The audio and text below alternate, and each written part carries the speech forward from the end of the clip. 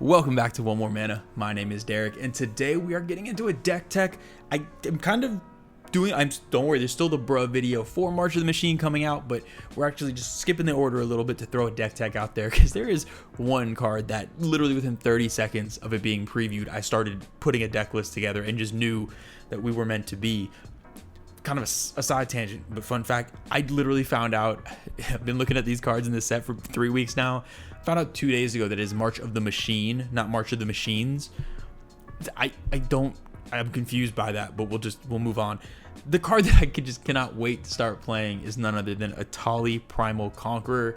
This should be no surprise to anyone. It combines basically a Villainous Wealth with Blightsteel Colossus into one thing. I genuinely think someone at Wizards just listened to one of my many rants in these videos. We're like, let's just throw him a bone here. Let's give him a card, because it was built for me, and I'm so ready to talk about it. But if you want any of the cards in this deck, or you just want any of the Phyrexian goodness that's coming out everywhere now, I know technically the Phyrexians lost, but we'll pretend that didn't happen. We'll just keep moving on like the Phyrexians are all good and happy. Head on over to Tcgplayer.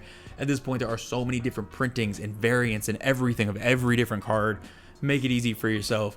Head over there. You can search for some of your local game stores, buy through them, help support them, and if you use the affiliate link down below, you can help support the channel in the process as well. And speaking of supporting the channel, one of the best ways you can support the channel is rocking into the AM. Kenneth the Heathen is always a man of beauty, a man of words, and a man of style, and he is here to give his weekly message on why you should rock into the AM. Hello, my name is Kenneth the Heathen. When I rock my Into the AM, my style is dripping almost as much as the Phyrexian oil that's found around all these plains. Remember, you can't look quite as good as me. Maybe you can't play Magic quite as good as me. And you damn sure can't flip your lands upside down as good as me. But something about screaming in space and dripping. Ken, thank you. It is wonderful to hear such a positive message and to see such an icon be able to share the screen. It's a beautiful thing. Use the affiliate link and the discount code to help support the channel and get a little discount for yourself. We always appreciate the love. So jumping right back into Etali. Etali is beautiful, amazing, and so much of what I love about Magic. Let me read the card first and we start gushing about it after. Etali is 5, a red and a red for a 7/7 trample elder dinosaur, and it is beautiful. And it has such an interesting effect. When it enters the battlefield, every player is going to go ahead and exile cards off the top of their library until they hit a non-land card, and you can cast any number of those without paying their mana cost. And there's a few really key things to this effect. One, it's an ETB, not a cast trigger, not an attack trigger. So you can really take advantage of any sort of cloning effects or blink effects or flicker, whatever it is. And that's why I love they put it in Gruul, because Gruul is terrible at those things. So it's really fun to try to find interesting ways to do that. Two, these spells are being cast from exile. This is something you can dive deeper into in certain builds. I only kind of sprinkled some stuff, but it's also important to note because there are some things that can really affect how you build it if you want to go deeper into that. And the last one, you get to cast any number of them without paying their mana cost. This is so much more powerful than OG Etali, in the sense of OG Etali, you needed to attack for one, but two, you had a really good chance of whiffing. This is never going to whiff. You can whiff in the sense of casting unimpactful spells, but you're not going to whiff in the sense of not hitting anything.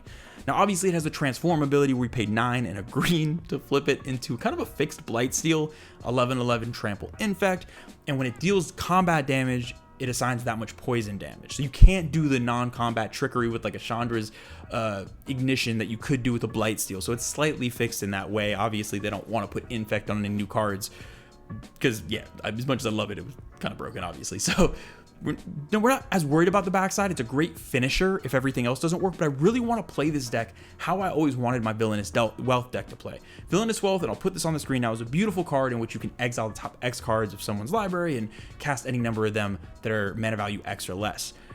The one thing that I had a frustration when playing Villainous Wealth, and it's a fun deck, it's a beautiful deck, I love it, but like, it's a little all or nothing sometimes, in the sense that you can either hit for X's 5 and whiff, maybe hit one spell, or you hit 10 or 15 and you just win the game. And I think one of the biggest differences with Villainous Wealth, you're taking a bunch of cards out of one deck, a bunch of cards out of one library that is all synergizing together. With Etali, you're taking cards from everyone. So you're going to end up with this weird assortment of cards that don't necessarily have natural synergies, and that's what I love so much about it.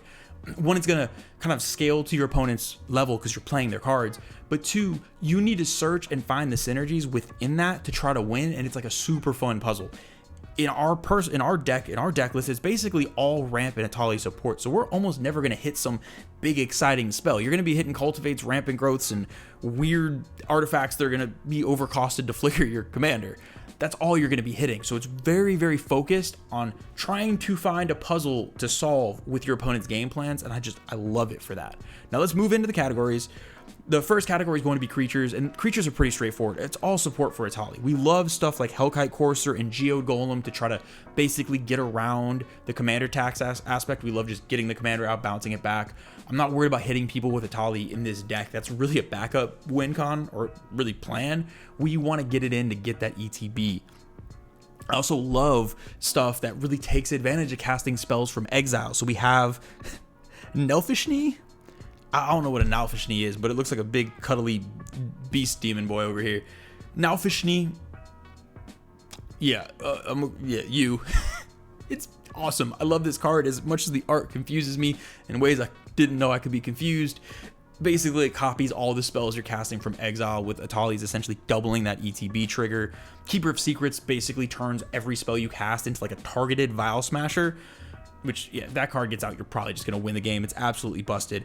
And that's what the creatures are about, supporting Etali and basically making sure you can get as many triggers as possible and taking full advantage of those triggers. Now, moving on to the Planeswalkers, I'm actually running a Planeswalker, shocker, and it's going to be Domri, Anarch of Bolas. All we care about is the +1. We want to add that mana, ramp, but most importantly, the creature spells can't be countered. People are going to want to counter Etali. It's very telegraphed. Everyone's just going to see it coming. They know when you have 7 mana available or whatever it is. They know when it's coming. They're going to hold mana up, so stuff like this is really important to make sure you have the chance for Etali to enter. Now, moving on to the sorceries. This is going to be, there's 24 sorceries, but this is going to be the shortest sorcery category basically ever. It's just all ramp. We are just again, the science term of a metric bleep ton of ramp in this deck. I believe there's 18 sorcery based ramp spells. There was some ramp in the creature slot if you look at that. There's some ramp in the artifacts and the instance, but 18 in the sorceries. We're up near 30 ramp spells in this deck, and there may be more at some point. All we care about is getting it to Etali fast, but more importantly than racing out to Etali is being able to recast it over and over again. We're not concerned about ramping into big X spells and doing the big mana thing. We just want to make sure we can always keep casting Etali to keep getting those opponents' cards and try to come up with that puzzle to solve so we can try to win and just find interesting ways to do it. So you can look through the list, basically every sorcery-based ramp card. I even went so far as to run Snowland so I can also run Into the North to go ahead and get more basics.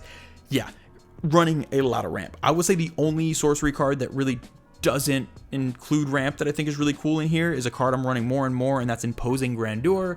That is a 5-mana essentially wheel where everyone may discard their hand and draw cards equal to the commander's mana value. I think this is just really good in any deck with a high mana value commander. It kind of takes away some of the wheels can be dangerous because everyone gets such big card advantage. This is going to make sure only the fellow players that want to play big giant stompy commanders are going to be the ones benefiting from it. Now, moving on to the instance. With the instance, this is really all of our interaction. It's just all about whether it's a Crossing Grip or a Beast Within or a Fork, or it's just all interaction spells. This deck is so focused on ramping and getting your commander and trying to bounce it. That's 90% of the slots in the deck. Really, this is just interaction. So if we hit these off the top, we don't feel bad. We can interact with the board, but it's kind of just a boring way to say there's not really a ton of interaction that synergizes with the game plan. So we just wanted to put some of our favorites in there. If you get between 7 to 10, you'll at least have some available so you can have a say if another player starts going off before you can do your thing. But honestly, those might get lowered as I play the deck more if I find I'm taking my opponent's removal more often. Moving on to the artifacts they house most of the bounce and flicker effects. We're running weird stuff like Cold Storage that you can basically just exile a creature and then bring it back into play. Conjurer's Closet to go ahead and blink your creatures. Running stuff like Minion Reflector. The Stryonic Resonator will double your triggers. You got Sword of Hearth and Home to go ahead and flicker a creature. Red and green just aren't good at this, so our artifacts are going to make up for it. I did a deep dive on this. I was even able to, a while back, I picked up a really beat up copy of Tanos' Coffin. That's even getting thrown in there. Don't buy that. It's not worth it even remotely. But I kind of that deep of just every weird random thing that is either going to exile a creature and return it or bounce something back to your hand. You're going to want it. And yeah, artifacts do a great job of bringing that to a color combination that really otherwise couldn't. Talk about copy effects. I think the one card in here that I'm most excited about that I just love is Cursed Mirror. I love this in all decks, but the fact that in this deck it's both a ramp spell and a copy spell, yeah, you're just gonna die because of the legend rule, but technically you can just let your commander go to the command zone, keep this, keep the extra mana rock, get the ETB effect, kind of just go crazy. I love what it does, and honestly I think the artifacts might be the most important category, and the fact that we have these options in colorless, because otherwise we'd just be reliant on ramping, like sacking your commander and recasting, which would get unsustainable pretty quickly. With the enchantments, there's literally only 5. There's not many, but some of them are really important. I love Flame Shadow Conjuring just because of the fact that you can copy your commander, get the extra trigger. It's a really good way to, for a single mana, once it's in play, to go ahead and get your commander going more and more and more. It's a really good setup card to have earlier in the game. And Passionate Archaeologist is great because when you go ahead and cast spells from exile, you get to throw damage. It's kind of similar to that Keeper of Secrets we were talking about before, where you were just benefiting from exile, and it's kind of just too good in this case for 2 mana, not 20. It's really good. And Rhythm of the Wild is the other one I have to mention. We don't want our commander countered. I didn't go heavy into the interaction of like trying to run all the Tybalt's Trickeries and Forks, and I have a few of those in there, but I didn't go all in on that for protection.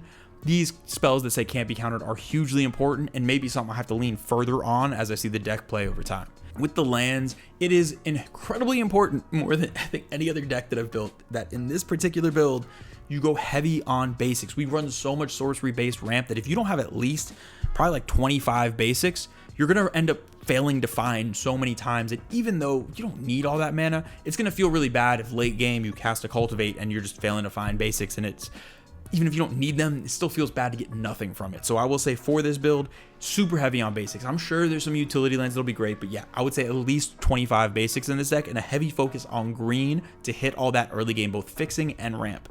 Some non-basics though that I think are great. Obviously, Myriad Landscape is going to ramp us. It's just amazing. It's like a card that I put in all my early commander decks and started cutting it because I didn't want tap lands, and now I've fallen back in love with it. It's wonderful in here. Kessig Wolfrun is so broken with the Blightsteel side of Etali, and is just a straight up win con, so a definite include in a card. I think it's been reprinted quite a few times, so I don't think it's very expensive. And the last one is going to be Safe Haven, which does not tap for mana, but it's another one of those types of things where you tap it and then you can exile a creature and then bring the creature back in. It's another flicker effect, or exile and return effect. I get those terms mixed up, and it's on a land, so it's, for me, a pretty easy include in there. And it's going to be, I think we have upwards of 7, 8, 9 effects to be able to somehow either blink or bounce or do different things to our commander. There's one more land, I want to say Sanctum of Eternity, where it allows you to bounce your commander. It's going to be on the screen. I probably got the name completely wrong. Also, a really easy include in there because you can bounce your commander and not have to worry about commander tax. That's going to do it for all the categories. Now let's get into the best part of every deck tech, and in this case, the Dinoiest, the Blightiest. It's the game-winning step. How are we about to win the game with this deck? There's the two primary ways are going to be, it's based off your commander. I think that was blatantly obvious when I was talking about it. It's all about solving that puzzle. I've played decks similar to this, whether it's the Scarab God or with Villainous Wealth. To me and commander, nothing is more satisfying than finding, like, solving a puzzle in the game to win that you did not even think of coming in. And this deck does an amazing job of that. Every game is going to be different. Our game plan is super linear, but no two games are going to play out the same, even if you're playing against the same opponents, because you don't know what cards you're going to hit. You don't know what order you're going to hit them in. You don't know what weird synergies. You might find an infinite you never knew existed from your opponent's cards. I think that is just so much fun and just so interesting. And it's just it's a fun, now it's going to cause you to think. So End of the Night might not be the best deck, but it's going to create some really cool board states to really just find those puzzles to solve. Now, stuff like Keeper of Secrets, and the Passionate Archaeologist are kind of a backup win con in using your commander just to throw damage. Those will win you the game if they're not taken care of. And I kind of see those as backup win cons. If you're just whiffing and not being able to really put a puzzle together, those are kind of just a couple cards to have in there to actually get damage through and not just fill the board with nothing.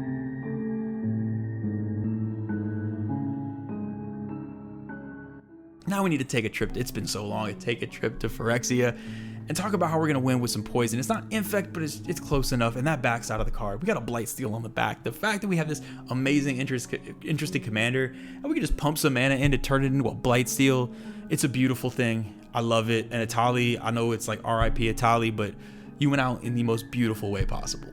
Now that's going to do it for this week's deck tech. I really hope y'all enjoyed it.